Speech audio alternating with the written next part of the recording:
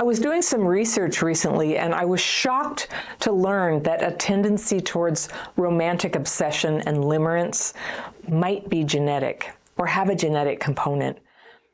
Maybe, but based on all the hundreds of letters I get, the background stories about abuse and neglect in childhood, and particularly the presence of an alcoholic parent, like the pattern is so similar that I'd have to say that my theory is that there's a certain type of trauma that produces limerence and obsession. There's a connection between that sort of childhood with super neglectful parenting, where a child had to dance around for every bit of love they got, and a difficulty later forming loving, mutually committed relationships with people who are emotionally available. Limerence is the word for a sort of romantic obsession that's more like an addiction. It thrives when you can't have the person. It involves a lot of thinking about them and maybe stalking their media, trying to see, are they giving you a sign they feel the same way? But limerence can't really keep going unless it's a little bit out of reach, unless there's a strange mix of unobtainableness and hope, just a little bit of hope. And if you find yourself thinking about, like, how could I tip my hand about how I feel about this person without actually tipping my hand about it? That's limerence. You don't want everything to come to light, because if it ends, then you've lost your source of energy and hope. That's what limerence is. It's an addiction to a strange kind of hope of something that you can't really have. The thing about obsession and limerence is that they thrive when you're in a bad place, when your needs aren't met, when you're isolated or grieving or chronically stressed. This is when, if you have a propensity to get limerent and obsessed, this is when it comes and gets you and can consume your life. So my letter today is from a woman I'll call Daniela, and she writes, "Dear Anna, thank you so much for your videos. I'm 24 years old, an entrepreneur and performer, and still discovering myself in this world. Last year, a tragic situation happened in my country, the war. I'm from Ukraine, and at the beginning of the war, I had to flee the country and stay at my friends in Berlin. I was lost and emotionally torn apart from the atrocities in my country. On top of that, I only started emotionally processing the death of my father. I lost less than a year ago. I was going through a lot of things at the time, and I felt very old and uninspired, and nothing made me happy, and the everyday reality checks through the news were burying the last leftovers of my bubbly personality. I was devastated. Until I met one guy through Tinder, and his name was Hugo, and we casually met at the park one day. We liked each other and had a connection, followed by a kiss. We were both funny, witty, passionate. One date followed another, plus everyday chatting made me feel excited for the first time in a while. I felt alive. I liked him. He seemed to be interested in me too, although when we were planning our third date, his frequent online availability surprisingly disappeared. He even highlighted it by text one day with, "I am sorry, I'm bad at texting." And I was confused to hear that, because over 2 weeks of knowing and texting each other, he never gave me an impression of the person who was bad at texting up until that moment. The worst thing that could have happened, happened. When I felt like he was slipping through my hands, I immediately started chasing him.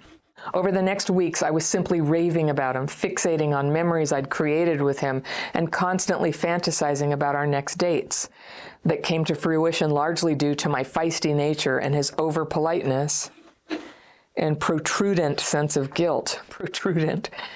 He didn't want to meet with me, I know it. He answered my text messages rarely and even canceled one of the dates because his friends were in town.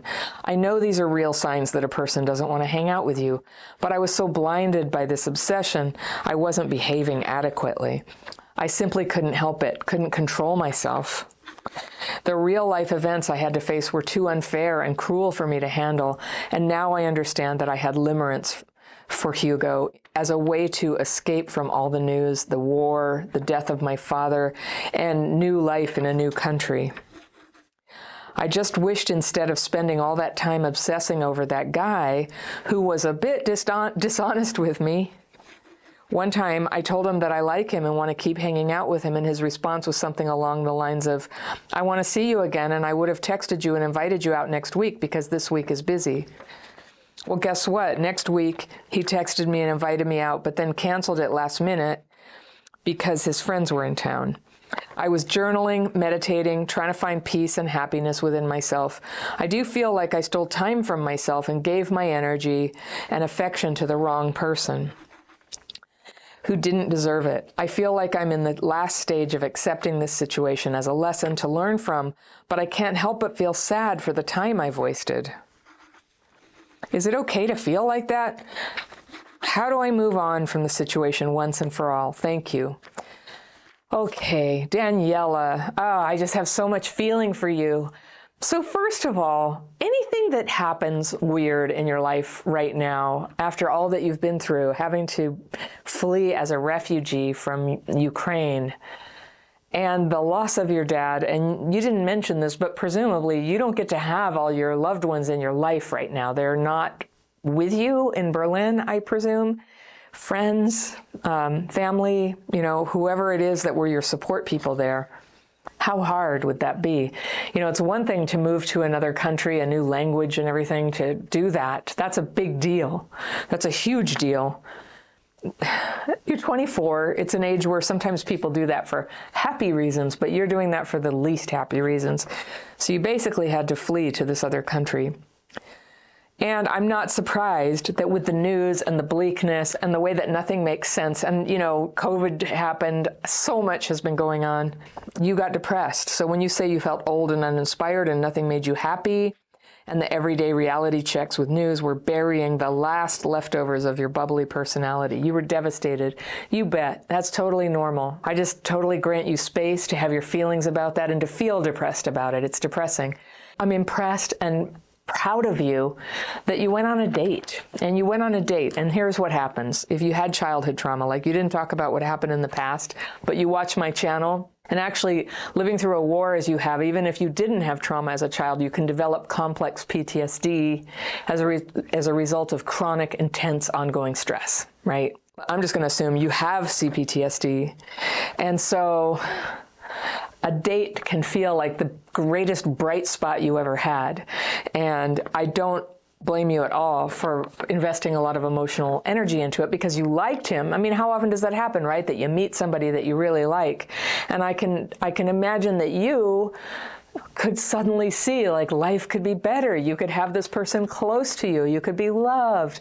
Maybe it would lead to more. Maybe you could stay and, never have to go back to this war. And I feel you on this. Perhaps what happened is limerence, but this is such a good example of the way limerence can get in when everything else is terrible.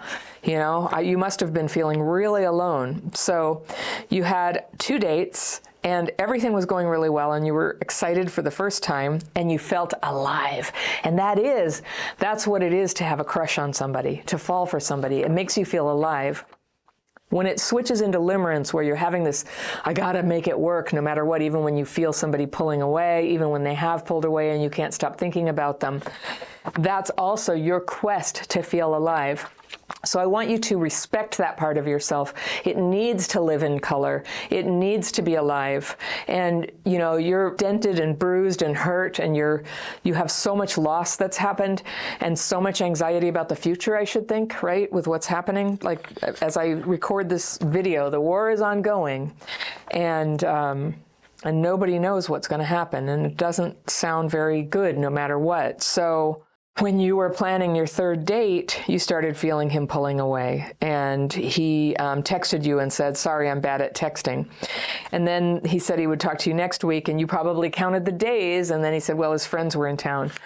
So this is what I want to tell you. Something happened that may have had nothing to do with you that made him like you and then go, I don't think I want to do this, or I'm not sure. It sounds like he wasn't sure and he was trying to pause. He was trying to pause and not pursue it. But most people, if they have a heart, they don't want to hurt anybody. And I think that men are particularly like this, where they will, instead of telling you, look, I realized I don't have that feeling for you, which ultimately is why anybody breaks up with another person or stops seeing them. It's just they're not feeling it, right? It may not have anything to do with you, but they just don't feel it. It doesn't happen very often. For one person to feel it is a miracle. For two people, it's like lightning striking twice, you know? It's a big deal if both people feel it at the same time. And so as you're dating Daniela, you're gonna, you know, they call this kissing frogs. I don't think he's a frog. I think he was trying not to hurt you. He lost interest and he didn't want to hurt you. And you feel embarrassed because you kind of pressured him to have 2 more dates with you.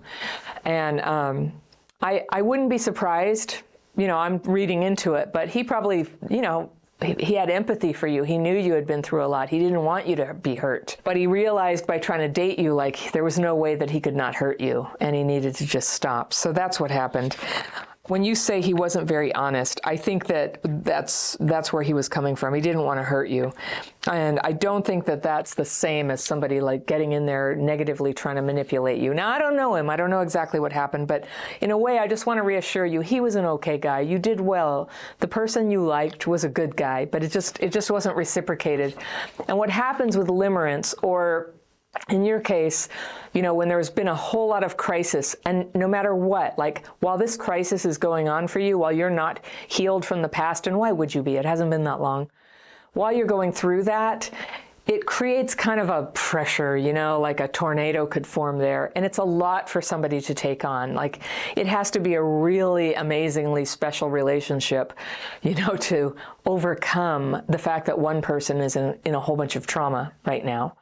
And so the best thing you can do is to not be dating right now, to keep healing, or date lightly, and to, you know what you might want to do, Daniela, is take my dating course, because it helps you make really good use of it. Your fear is that you've wasted your time. You have not wasted your time. You're living life. You're having a life experience of like loving and losing. You know that saying? It's better to have loved and lost than never to have loved at all. And to date somebody a few times and, you know, have it not work out, you will be able to heal through this. You will be able to heal through this. What's making it so hard is that huge deficit in your life of security and love and people around you. So those are your goals right now. You need security, you need the love of friends, and you need people around you. And security is financial, and security is just knowing that if you're having a really tough emotional time, there's a space for you, there's people you can go to, and you'll get what you need. And so when you have more of that, you want to have tools. You want to have tools. So this is why I brought up the dating course. When a relationship has ended, it's this perfect, magical time where your awareness is really great. You know, when you're in a relationship, it's sort of like it puts you to sleep a little bit. When your heart is broken, you can feel it, you can think again. And this is a really good time to learn how to do something new in your romantic life. So that's why I suggest to you my dating course, because it teaches you to get very clear about what you want. And what you want is presumably somebody who's just as into you as you are into them. So when somebody's not into you, they actually they're not a good person for you. And so we end up focusing like, why couldn't I have them? But the fact is, they can only be a good person if they are into you. So it's kind of hard to see it when you're heartbroken, but he was no good for you. He didn't have that to offer. Of course you need that, and you deserve it, and you shall have it too one day. You just need to keep healing what you've been through. I don't know if you're going to stay in Berlin. This is going to be a time of change and adventure and uncertainty. And I encourage you strongly to find tools for healing that suit you, whether that's a 12-step group, a therapist, the program, my membership program, and the dating course, the coaching. These are all places where you can go to get tools to change your life for the better, to start working on that trauma wound. And then to find, and this is a very important thing, to find other women who are walking that healing path with you, who you can be friends with, who you can hang out with on Saturday night, who you can call when you're feeling torn up about what happened, or you're feeling like you're going to text him again and give it one more go to try to convince him. I know you don't want to do that. I know you know that ship has sailed. So you don't want to do that. And sometimes you need a friend to kind of sit with you and cheer you up and take you to the movies or for something nice to eat to help you ride it out and ride out that sad feeling. And the best kind of friend, I think, are the ones who use the daily practice, the writing fears and resentments and releasing those. That's like a great reason to get together with friends if you have people who also do that. And I happen to know there are lots of people in Berlin who do that. And you can hang out and meet with them, use your daily practice, maybe have them as a buddy where you read what you wrote sometimes. Buddies in the daily practice, they don't give each other advice. They just give each other a witness. They're like, I heard you. Thank you for sharing that with me. Yep, that sounds hard. Yeah, I've had that happen too. They might say that much, but they don't get it. You know what you have to do? We don't do that in the daily practice. You just have room to sort of release and say what it is, what all those fearful, resentful thoughts are. After you've asked for them to be removed, and enjoy the relatedness of being with people who get it, and all of you are still here and laughing together. So I wish you well. I hope the war ends very soon. I hope you meet somebody who loves you intensely and fully, just like you love them, before too long. Your mind has to turn itself inside out and go into deep denial sometimes when you want something, or specifically someone who is completely not okay for you to pursue. It's not right, it's not fair, it's not a good idea, they're not actually available. But doing this is common in some of us who were traumatized as kids. And so instead of going, nope, nope, what I'm about to do is immoral and it will screw up my life and everyone else's life, and I will stop. Well, instead of that, your traumatized mind starts looking for signs that it's actually the right thing to do. And in fact, it's better for everyone, you might be telling yourself.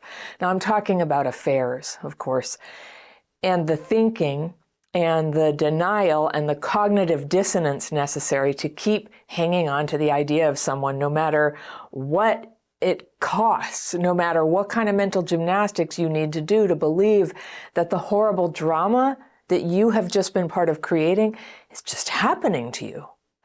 And this is the most disempowered place your mind can go. And I want to tell you how to not go into denial, how to stay in reality instead, because your happiness and your healing depend on it. My letter today is from a woman I'll call Renee, and she writes, Hi, Anna. I'm a single mom from Europe. I just turned 40. A little over 2 years ago, I started to work for a very small company run by my boss and his wife. Now, I've got a pencil. I'm going to circle some things that I want to come back to in this letter. It's a little longer than usual, which I usually will cut parts out, but I kind of needed to tell you this whole story. You're going to be surprised. It's an astonishing situation. All right. So Renee says, the boss and his wife, their son Ben was also working there. I was only working there for a couple of days when Ben started to send me messages, she says. We started to text a lot. We got along well, and we found out that we had a lot of common interests: gardening, living simply and sustainably, just the lifestyle we were both chasing. There was a weird pull from the very beginning, the way he looked at me, the way we texted, but he was married. And so I was simply confused, I'm circling that, by what the hell was going on. Today, this whole scenario would be a huge red flag, but back then I just didn't know. The whole texting thing got more and more intense, and over time, I kind of went crazy, as in, there must be something going on. He never talked about his wife, except once when he opened up about him not being happy in his marriage. He even once asked me for a date during lunch.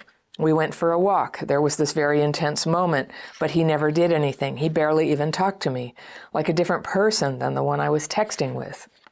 At some point, when I couldn't handle it anymore, I told him that I was attracted to him. Looking back, I don't even know if this was true or if I just needed some sort of resolution of this whole time-consuming emotional relationship. This had really affected my life. Nowadays, I would just say, or in this case, probably text, exactly that. But back then, I feel I was so different, like a toddler version of myself.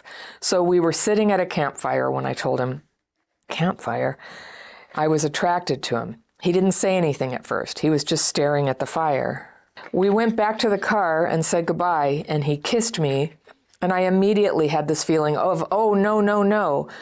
Boy, just thinking about this gets my heart rate up, but not in a good way, but it's because of everything that has happened since. I even told him that I loved him on the very next day when we met again at the same place. Ooh, I'm not even sure I really felt that. Now imagine a complete relationship just in WhatsApp, texting basically. He wrote that he and his wife agreed on an open relationship when they married, but that he had never made use of it before. He told me that he loved me via text, and worst of all, he went on a family trip with his wife while being hundreds of kilometers away and sent me a very, very long text about that they had been trying for so long and now finally his wife was pregnant and that he would understand if I wanted to get out. I cried for a very, very, very long time. Today, apart from the fact that I wouldn't get myself into such a messy situation again, I'm going to hold you to that. I would get out without a blink. But back then I didn't. There were so many synchronicities, so many signs. I had never experienced anything like this before. There was a very intense connection, disregarding the fact that I wasn't even sure all the time if this is what I really, really wanted. I did feel that at times, but after all, I think it was more my mind playing tricks on me because I wanted this so much and not. See my confusion? I went for many long walks back then, but finally sort of went with the I also deserve some love argument, which in the end led to him ending his marriage. I think what you're saying is you decided to start sleeping with him, and that ended to him ending his marriage. But that's very unstraightforward of explaining that. But you did something, okay? All right. I don't know what I had expected, but the storm that set off sort of unexpected for me. Back then, I really felt a huge connection, and I felt that everybody must have seen. I once visited Ben and his wife at their home long before we got together, and Ben told me much later that even his wife said later that she had felt that we belonged together. It was all very confusing. Keep hearing that word. Ben's parents were so hard on me. His dad was also very emotional. His mother didn't talk to me for almost a year, and I just sort of froze for a very, very long time. I couldn't really do anything. I was just surviving. I did not have the energy to get a new job. I did not have the energy to do anything. I was just in survival mode. Ben's wife would just show up in the office and claim her man. Claim her man, in quotes. I don't blame her. What I found unfair was that he had told me about an open relationship. I don't know if I would have been okay with really having a sort of triangle, but I sort of did not intend the ending of their marriage. And with her comment about us belonging together, I just didn't understand. Of course, I can relate to it. I'm a single mom myself, and I just really didn't see the intensity of hate coming that did. Of course, our relationship was doomed from the very beginning. It was very intense at times, and there was a huge connection, but he was not the person from the texts. He was emotionally not available, of course. I couldn't talk to him anymore. I had tried before, and he instantly almost collapsed and begged me not to break up with him. I found out about his egocentric side and the little boy within him that he was living out a lot. It was all very confusing. There's that word again. After I found out that he was texting with another woman on a non-smokers forum and even read his text saying that he would love to go for a walk in the woods with her. Whew, the old walk in the woods. And philosophize. I called it quits after 8 months, after a short break before. If I could erase any time of my life, it would be this time that came after that. It was very uncomfortable working with him and still is, and it's almost 2 years now. Yes, I'm still working there. I'm just now getting out of the anger and freezing and sort of getting my power back. After our breakup, I would say I was somewhere between still being limerent and standing my ground. I don't know. I think those are mutually exclusive. He started another relationship just 3 months later, but he would contact me again and again, and it was always the same pattern. He would say something like, I just wanted to tell you what a wonderful human being you are. Or I just wanted to let you know how grateful I am that I got to meet you. And I was hooked. And at least for the first couple of times, we were always good at texting, and we still were. Our texts got way over every line. He once even started sending me erotic images, and I went with it. Oh, that's shameful. We went so far as to tell each other that we still felt attracted to each other and that one day we would have sex again, all while he was still in a relationship. Naive me. I should probably say the limerent me always assumed that he was single, but how he texted with me just wasn't compatible with being in a relationship in my world.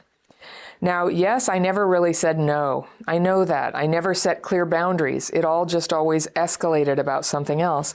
I usually blew up at him, not for nothing, for him belittling my feelings, for him, honestly, I don't even remember. It's always escalated, and I never clearly said, boy, don't contact me as long as you're in a relationship.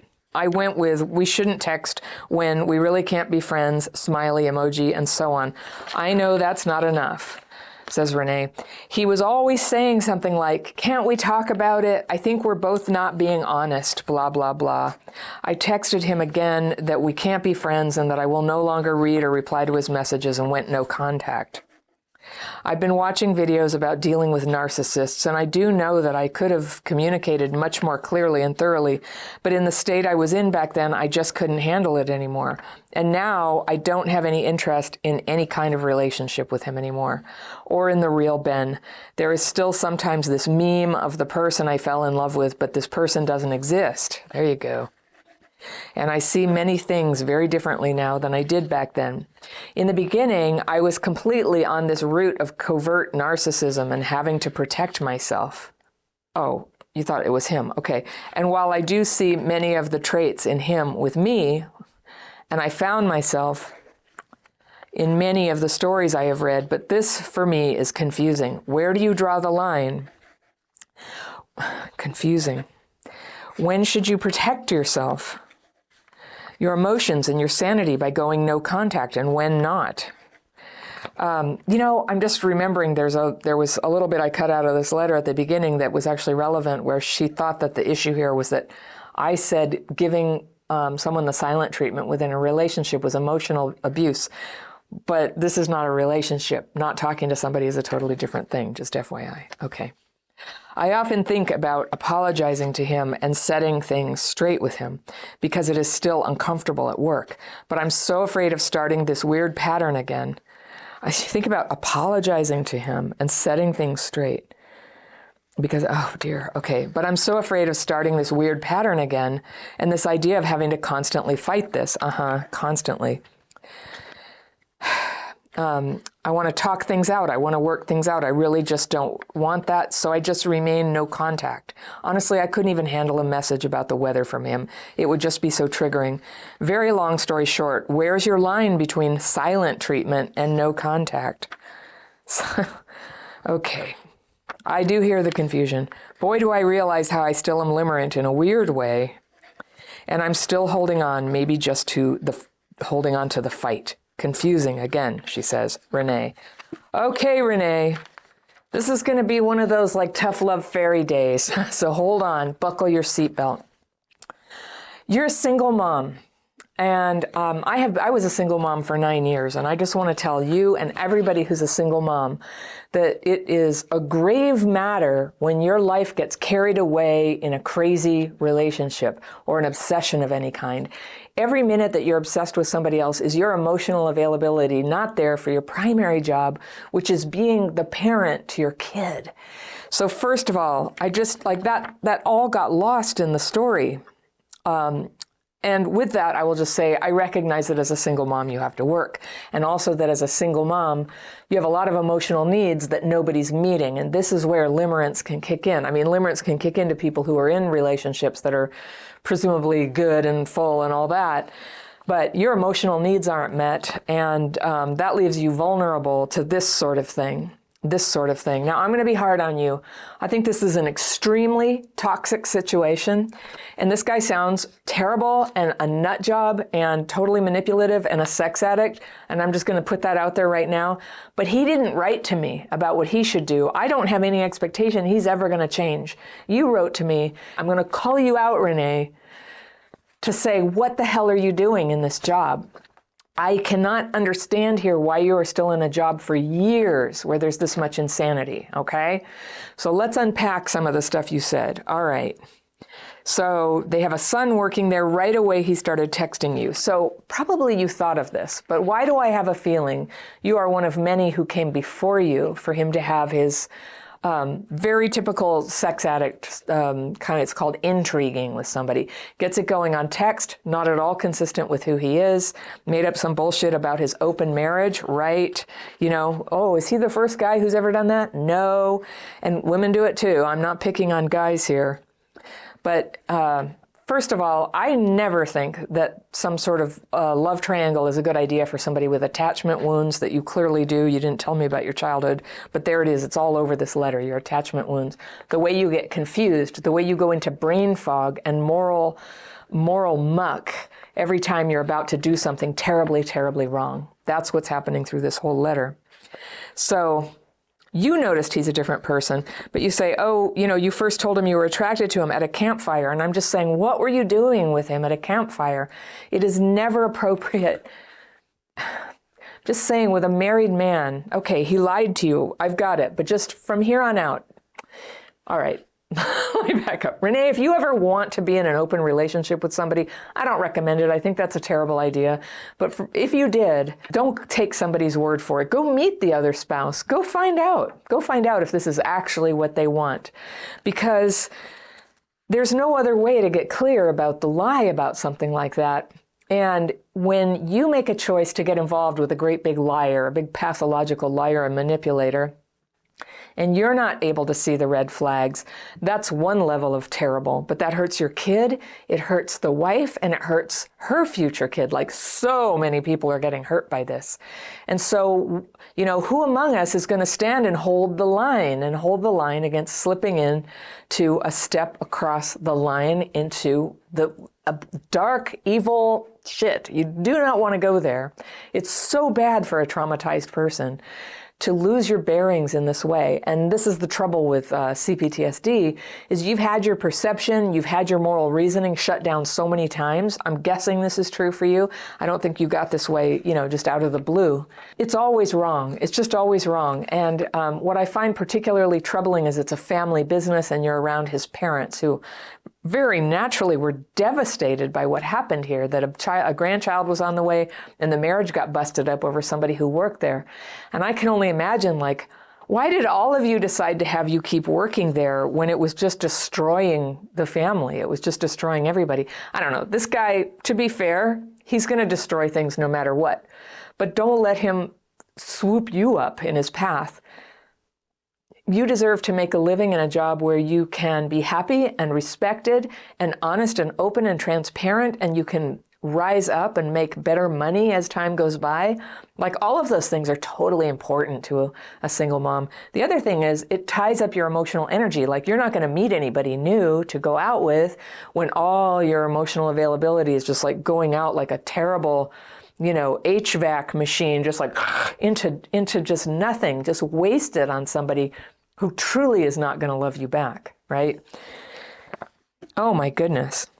He's a sex addict, all right? But I think it's possible that you are too. I think it's possible you're a love addict, and that's why you have this really serious sort of cognitive dissonance going on every time you're about to cross the line and do something that is by anybody's standards just wrong, just a terrible idea, destructive, hurtful, very self-destructive too. And so, there's a 12-step program for that, and I really encourage you to check it out.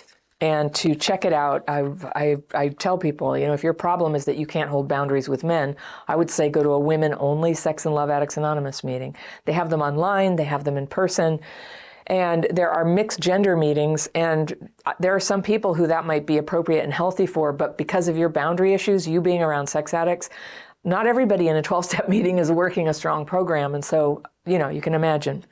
All right, you want to be in a place where you're safe, where people are not using spiritual 12-step la to try to drag you right back down that primrose path into your own self-destruction.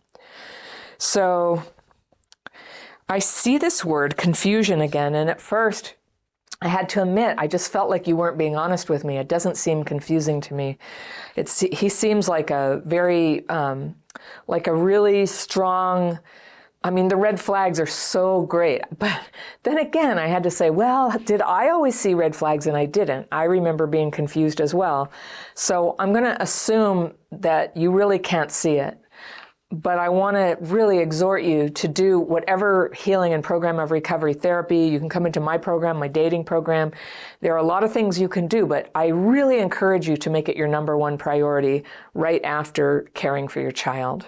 The most terrible thing that you can do to your child is to bring sick relationships into the family. God forbid you end up, married to or living with one of these guys who creates all this drama. It's so bad for the kid.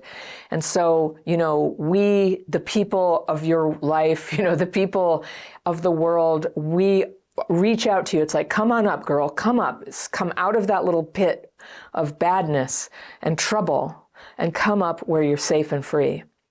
And I know what's so terrifying about that is that it feels like if you were to give up this horrible, toxic, poison, yucky, fake version of love, that there would be no love at all. But it's the opposite is true, Renee. The opposite is true. No love can reach you because you're just wrapped up in this great big drama, this family drama.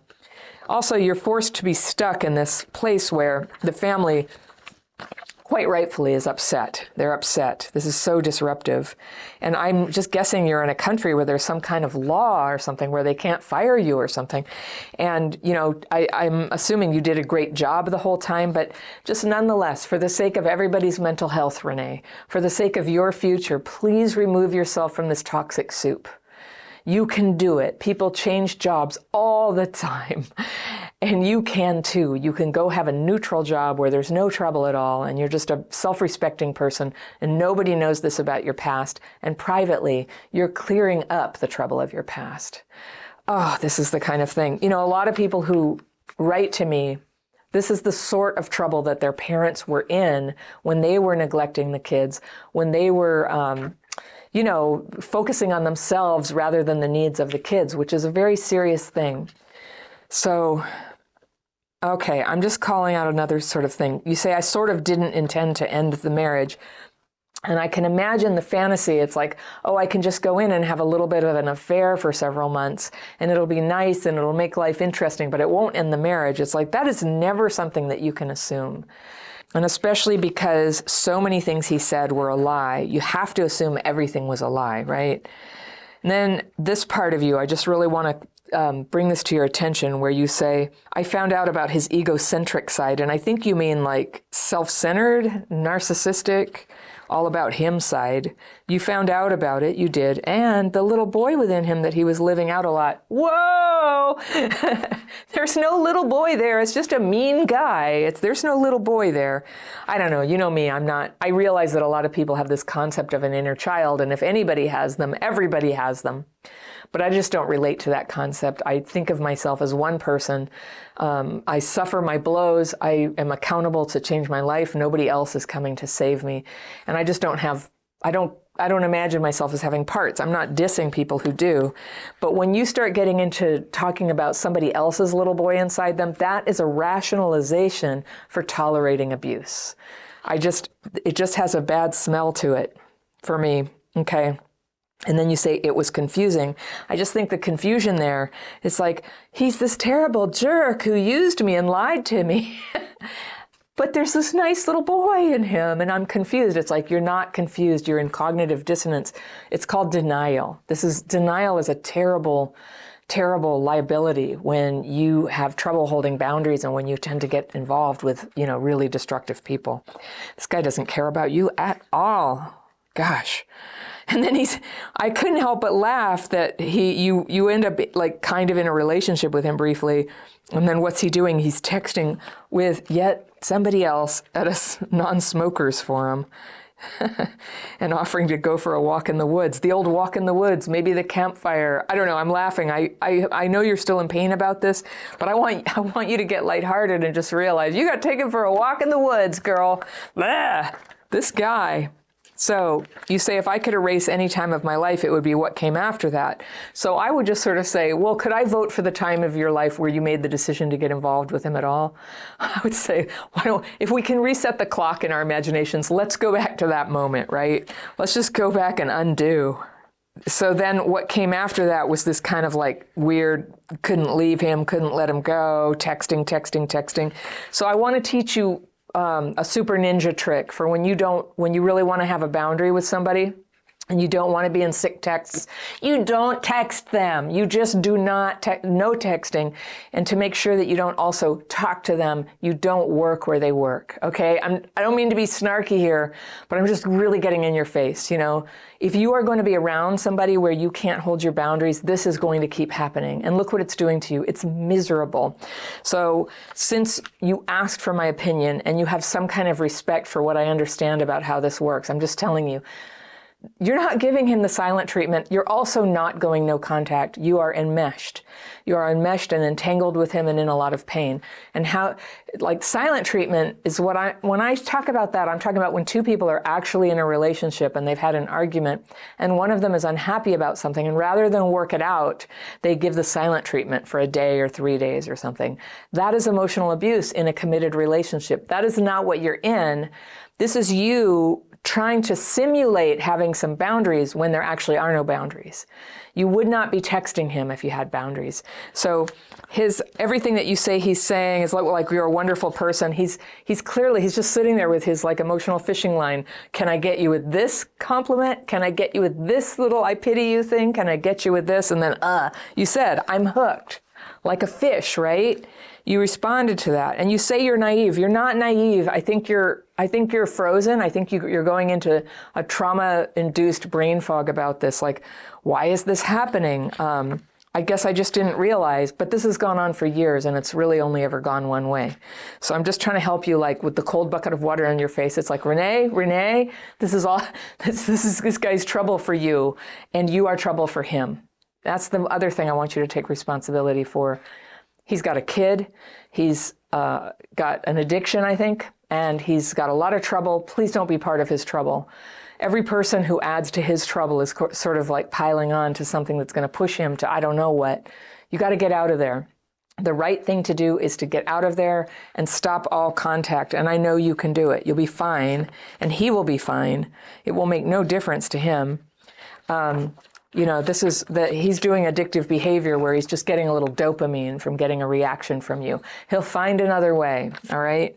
He seems very good at it. And so then his thing, like, we're both not being honest. That's fishing, yeah. So then you texted and said, we can't be friends, and put the smiley face, and you're sort of laughing at yourself because you're trying to be nice. But that's because you have to see him all the time. Yeah, when you don't ever see him again, this will just like all the drama in your heart, it'll just go, and then every once in a while there'll be a little memory or something reminds you, and you go, ooh, a little blip, and then it goes back down. See, in my healing community here at Crappy Childhood Fairy, everybody's doing the daily practice. So like old memories come up, old feelings, stuff that we know we don't want. It comes up, and we always have the daily practice twice a day to get the fearful and resentful thoughts out and downstream, not in here, gone. We need that stuff out. Left to your own, if you're like alone, and that's what happens with an affair, you can't tell people, it's shameful.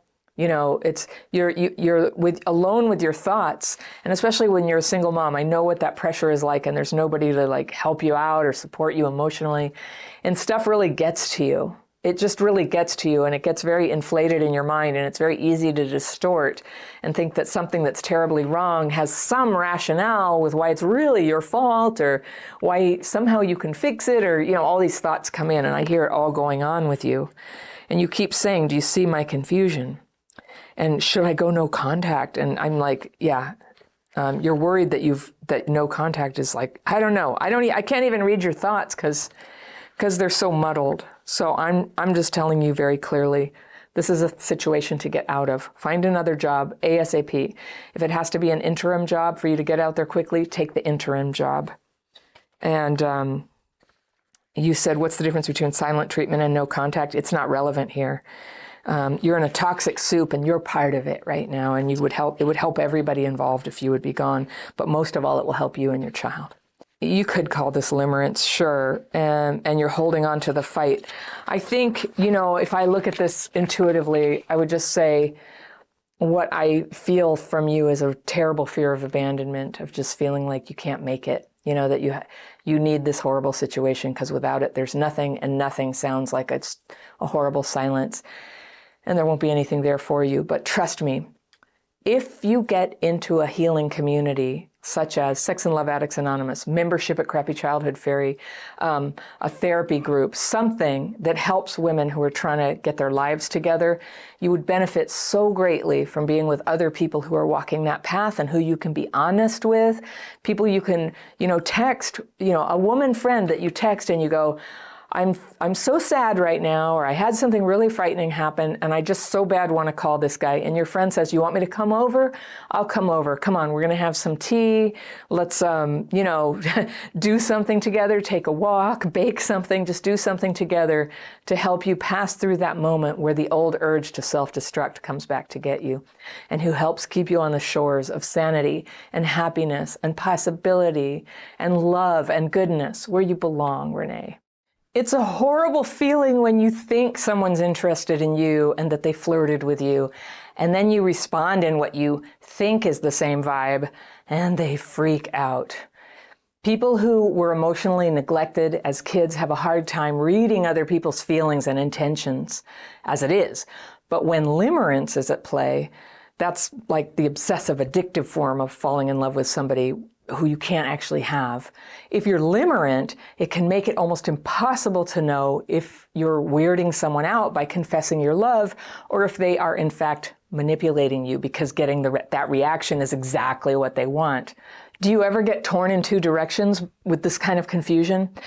My letter today is from a woman I'll call Miranda, and she writes, "Hi, Anna, please help me. I've been living in my own private hell because I've been infatuated with a married person for at least 2 years." Oh yeah, that's a private hell. Okay. "It has been torture," she says. And I've got my fairy pencil. I'm going to circle stuff that I want to come back to on a second reading, but let's go through and read Miranda's letter all the way and see what's going on. Okay, she says, "It's been torture. It all started when one day he looked me right in the eyes in a flirty kind of way. He paid attention to me, and that did it for me. I have not been able to get him out of my mind ever since. I was feeling totally unattractive, old, lonely, depressed, and worthless as I'm getting older, and I'm now in my late 40s. The next few times we saw each other was kind of awkward. I felt like I was back in high school. I get the vibe that he felt the same way. All giddy, the butterflies and all. I couldn't believe this was happening to me. I didn't go looking for this, and I thought my husband would be the last man for me, regardless of the many struggles in our marriage. At first, I went full-on stalker on this guy at work, which freaked him out. When I caught myself, I pulled away. I never intended on letting this go anywhere, but it was like I was an addict and he was my drug. I don't know this person, not even his name. He's just someone I would see at work occasionally. I thought about changing jobs, but I really, truly cannot leave my job right now. However, I was able to change my schedule to an earlier time in order to avoid seeing him. I limit my time in that work area only so that I'm there when it's absolutely necessary. That worked for a bit until one day, by chance, he saw me at an earlier time, and from then, suddenly I started bumping into him again like before. The problem is that I would work so hard on staying away and getting over this, and then all my hard work for days, weeks, months would go out the window the minute I saw him. But I still worked hard to avoid him. I completely ignored him, and regardless of that, he would always find a way to make contact and greet me. Long story short, my take is that he might have found some attraction, but he was never going to act on it.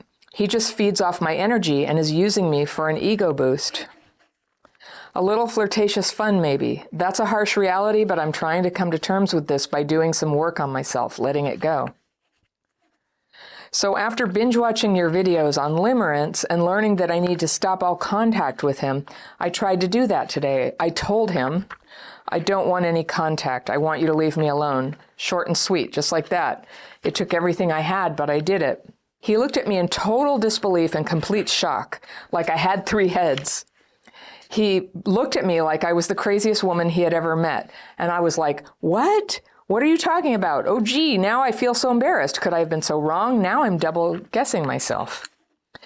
But what about his discreet double looks? his blushing face and embarrassed look? How about the times that I looked back after passing him and he was also looking back at me? He would bump into me on the street. He would slow down the car and we would just look at me. This happened several times. Not proud of this, by the way. Am I losing my mind? I thought that by cutting all contact, I would feel better, but now I'm wondering if it was all in my head. All I want is to be free from limerence and have peace. But was it all in my head?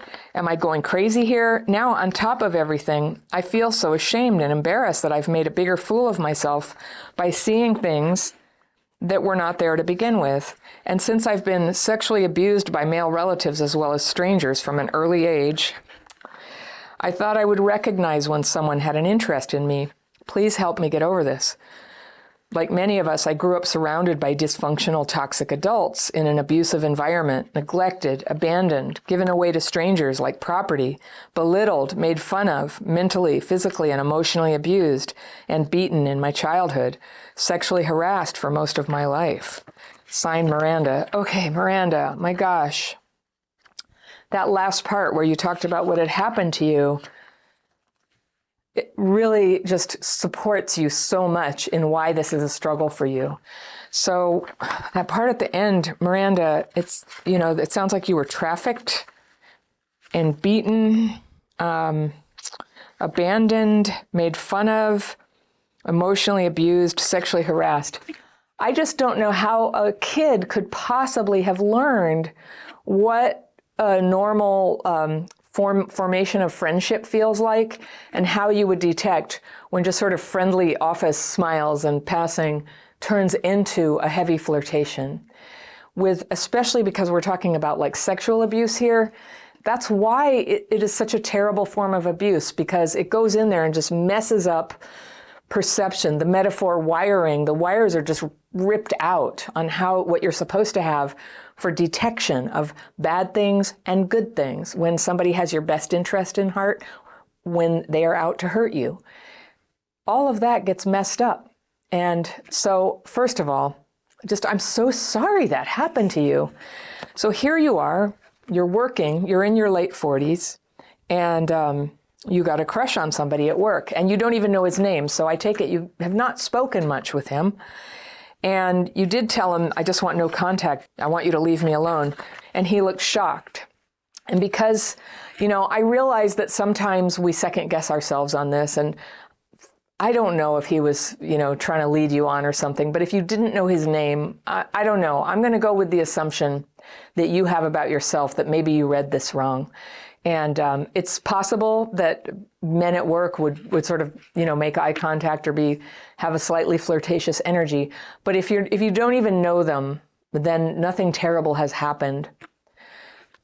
The real problem here is that the emotions that it evokes in you, that this natural part of people, of you as a woman, of your desire to have a man to love, to be in a couple with somebody, to have this connection where all that emotional energy that is part of you, it's part of who you are, that it's looking for its target, and it's landed on somebody who's, you know, for all practical purposes, not even real. You know, he's a real person, but he's not real to you because he's not dating you. You're not in a relationship with him, and he's married. By the way, you know, I want to throw that in as like, we must really use care around married people and not disturb their relationships, because that's very wrong to do. Also, though, the dynamic of, you know, sexual or romantic interest at work has all its other dimensions of wrongness. And so I don't know what he did. We don't have the chance to hear his side of the story, but you know that he was absolutely shocked. And some people will say, sure, he was pretending. I don't know, but I don't know about him. I just know that you have limerence. You have limerence real bad, and it's so painful. This level of limerence of just having all that energy just continue to fixate. And you did a good job of, you know, separating as much as you could. And then you just see him one time and it all comes rushing back. That is like an addiction. It's like a heroin addict doing heroin one time, or an alcoholic having one drink. It just sort of opens the door to, the problem just comes pouring back in, sometimes worse than it was before. And so, you know, I counsel people to be realistic about this. It's not likely to change. One thing you can do to be less vulnerable to it, to limerence in general, and to this case of limerence here, is to develop your life, to have friends, to have things that give you joy, and tools to start working out the trauma wounds in your life so that you are less driven by them and you have more insight. And that's, people used to say that to me, like, you need to go heal your trauma. And I'd be like, but how? I knew that I had trauma, but how? People just say that like it's obvious, and it's not. Nothing I had tried ever worked until I learned my daily practice techniques that I'm always telling everybody. That worked. That got me re-regulated enough. And then I started to follow basically some very traditional ways of solving life problems, not rocket science, about getting out of debt, only dating available people, working on being an honest and considerate person. Just regular old stuff that people do when they want to become a better person is what I did. And that's what I teach in Crappy Childhood Fairy. Get regulated and then get your shit together. That's the path I followed. So limerence is one of those things that it's like an addiction that it'll grab onto your brain and sort of send you down the path of destruction every time. And that is why I say, get out of there, go no contact. He hasn't done anything, wrong, and you just have an addiction. And just like if you were an alcoholic and you worked in a bar, I would say, I think you should quit that job. And if a bartender said, well, I just absolutely can't right now, and I'd say, you can. I mean, if people lose their jobs, you can make that change if you really value yourself and your healing. But for somebody prone to limerence, just leaving one environment doesn't guarantee that you won't get into it again in the next week, next job. It can happen again. It tends to be a pattern. And so that stuff, that needs to be healed. That needs to be healed.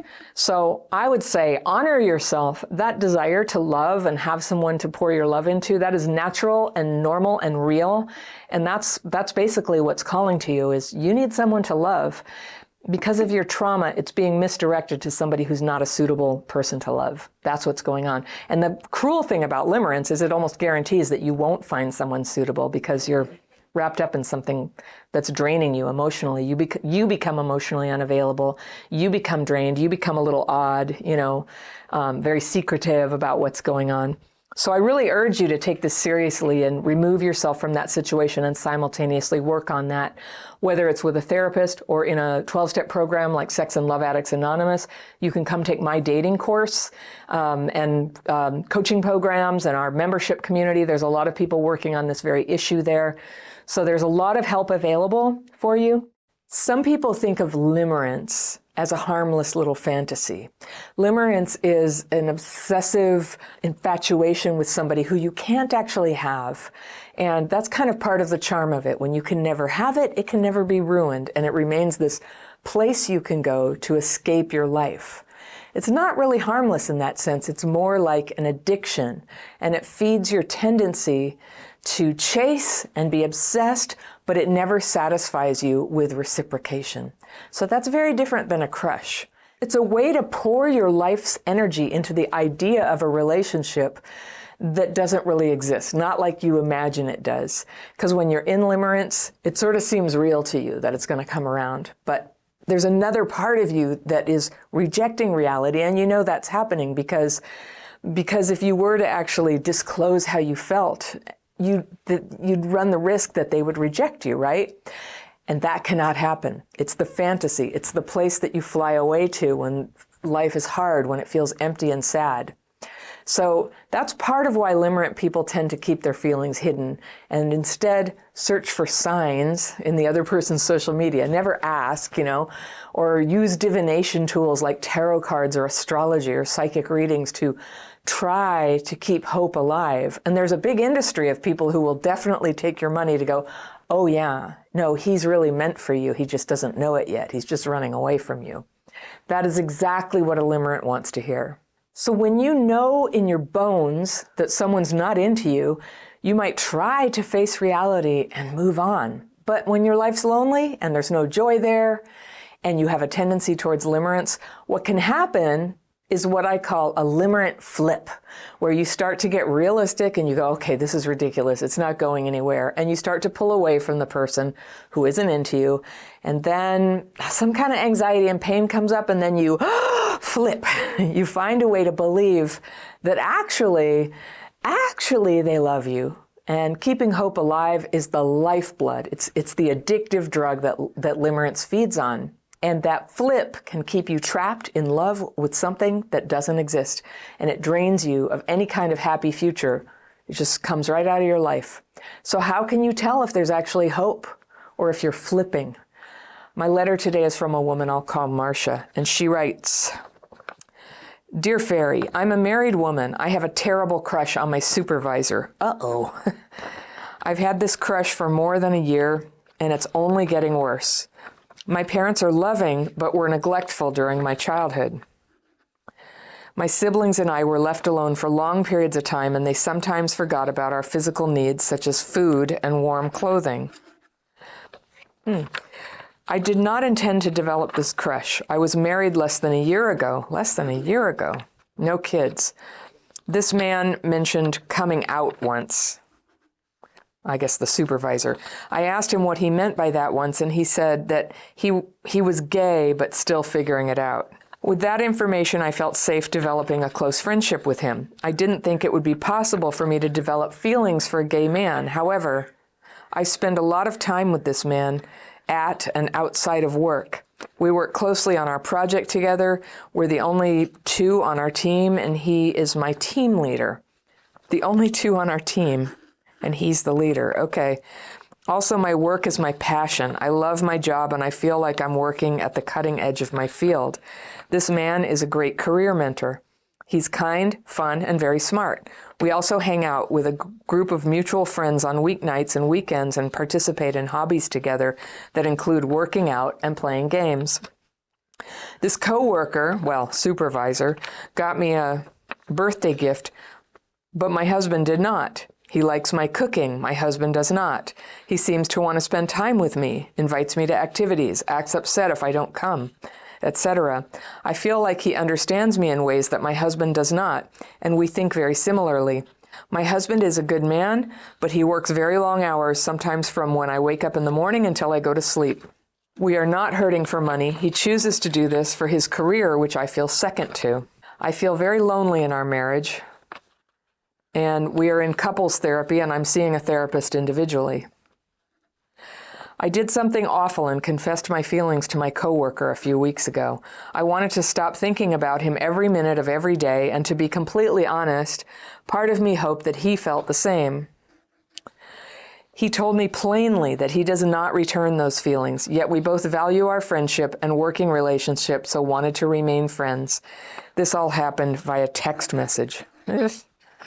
I was hoping the clear rejection from him would help me get out of the limerence, but it hasn't yet. We're still spending a lot of time together, and I'm still seeing signs that he actually wants to be with me, but can't because of our circumstances. I keep telling myself that he meant what he said about not having feelings for me, but I don't want to believe it, and I fantasize that if I leave my husband, he will reveal his true emotions for me. Due to my faith, divorce would be very difficult. It would undermine my understanding of love and marriage, and it would hurt my husband, which I don't want to do. However, I'm desperate to find happiness, and so I'm considering it. How can I accept this rejection and move on? Will I ever be able to heal from this limerence if we remain close friends? Thank you. And that's from Marcia. Whoo! Marcia, all right. I circled a bunch of things here. I'm going to come back through and talk about what I read and what you told me. And I think I see what's going on here.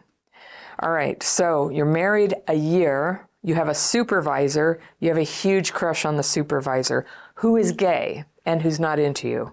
Very difficult situation. I've had this crush for more than a year, but you're married a year, so this has been going on the whole time. And then you don't think it was so much your parents. They were loving, but they were neglectful, forgot to feed you. Okay, maybe that's a factor. People can get limerent anyway, I think. But sometimes I think limerence is a way that people express a need to escape. That it may, your life may not feel very fun at home and you're lonely right now. And work is exciting. And so you said you didn't intend it. I guess no one does. You were married less than a year ago. So I'm just saying you had the crush before you got married, and I'm sort of calling you out on that. Like, what happened here? Why did you decide to get married anyway?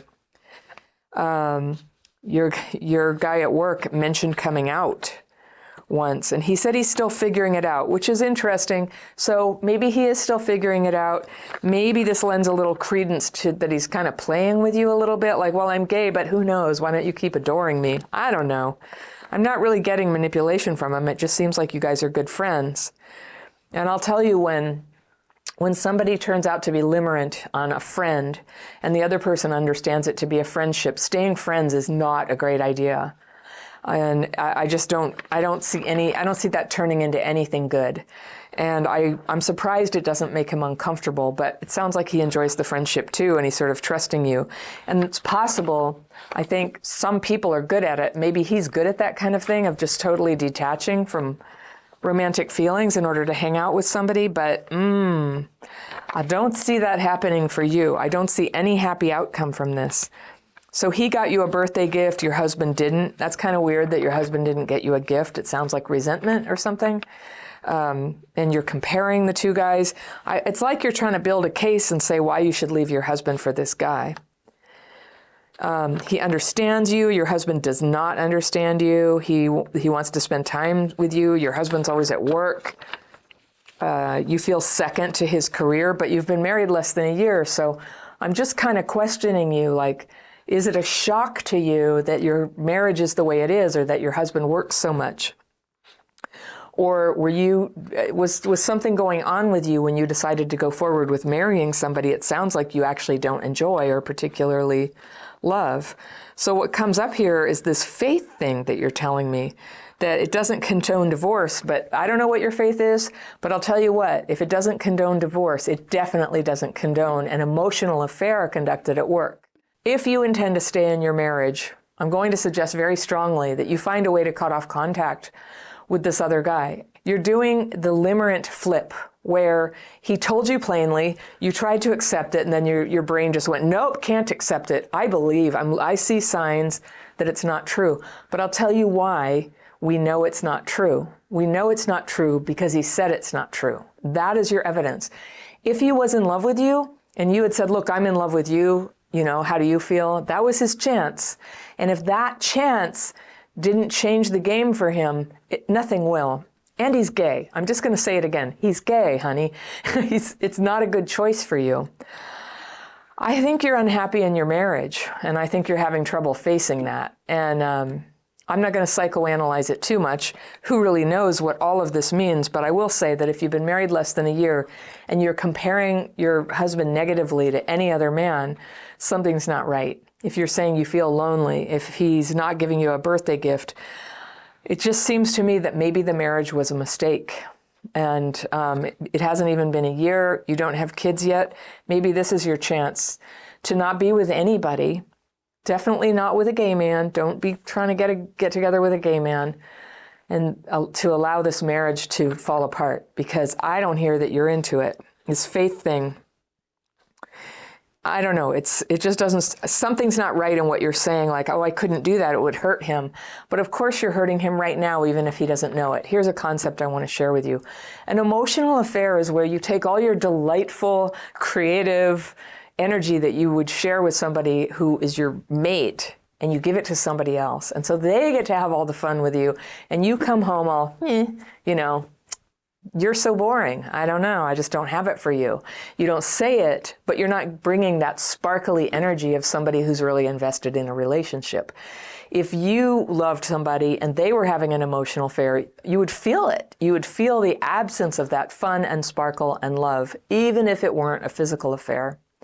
So I'm just pointing out, you show every sign of being very unhappy in your marriage. If you still want to give it a go, the only honest thing to do is to stop having contact with this guy. And that's a tough situation. And I mean the guy at work. It's tough because you say you love your work, you're passionate about it. But I also want to point out you're having an emotional affair with your boss. So there's just so many red flags all over this. This is like a self-destruct move here. So I don't know what you were thinking I would say, but I'm saying I think it's time for you to have some alone time to really reflect and decide if you're going to give any energy to your marriage or if you're going to end it. But you're not going to pursue this thing with a boss who has let you know he's gay. If you end up single, many other options will appear on the table. And I hope at that time you find somebody whose sexual orientation points towards you. That would be the most positive thing, okay?